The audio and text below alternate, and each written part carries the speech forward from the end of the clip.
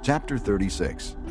And the people of the land took Jehoahaz, son of Josiah, and made him king in Jerusalem, in place of his father. Jehoahaz was 23 years old when he became king, and he reigned in Jerusalem 3 months. The king of Egypt dethroned him in Jerusalem, and imposed on Judah a levy of 100 talents of silver and a talent of gold. The king of Egypt made Eliakim, a brother of Jehoahaz, king over Judah and Jerusalem, and changed Eliakim's name to Jehoiakim. But Necho took Eliakim's brother Jehoahaz and carried him off to Egypt. Jehoiakim was 25 years old when he became king, and he reigned in Jerusalem 11 years. He did evil in the eyes of the Lord his God. Nebuchadnezzar, king of Babylon, attacked him and bound him with bronze shackles to take him to Babylon. Nebuchadnezzar also took to Babylon articles from the temple of the Lord and put them in his temple there.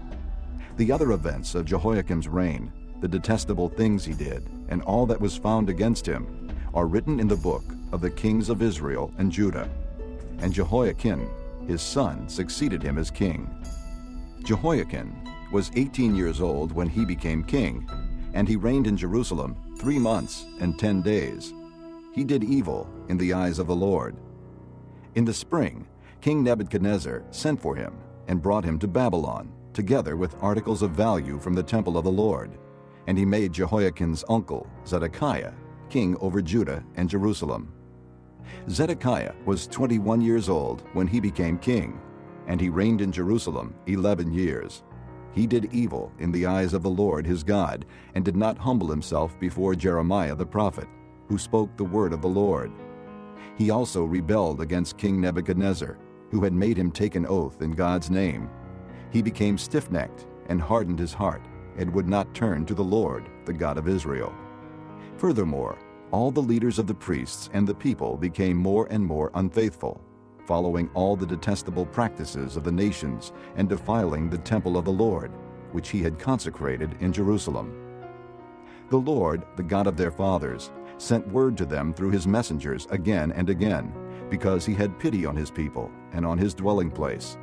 But they mocked God's messengers, despised his words, and scoffed at his prophets, until the wrath of the Lord was aroused against his people, and there was no remedy. He brought up against them the king of the Babylonians, who killed their young men with the sword in the sanctuary, and spared neither young man nor young woman, old man or aged. God handed all of them over to Nebuchadnezzar. He carried to Babylon all the articles from the temple of God, both large and small, and the treasures of the Lord's temple, and the treasures of the king and his officials. They set fire to God's temple and broke down the wall of Jerusalem. They burned all the palaces and destroyed everything of value there. He carried into exile to Babylon the remnant who escaped from the sword, and they became servants to him and his sons until the kingdom of Persia came to power. The land enjoyed its Sabbath rests. All the time of its desolation it rested, until the 70 years were completed in fulfillment of the word of the Lord spoken by Jeremiah. In the first year of Cyrus, king of Persia, in order to fulfill the word of the Lord spoken by Jeremiah, the Lord moved the heart of Cyrus, king of Persia, to make a proclamation throughout his realm, and to put it in writing. This is what Cyrus, king of Persia, says. The Lord, the God of heaven, has given me all the kingdoms of the earth, and he has appointed me to build a temple for him at Jerusalem in Judah. Any one of his people among you, may the Lord his God be with him, and let him go up.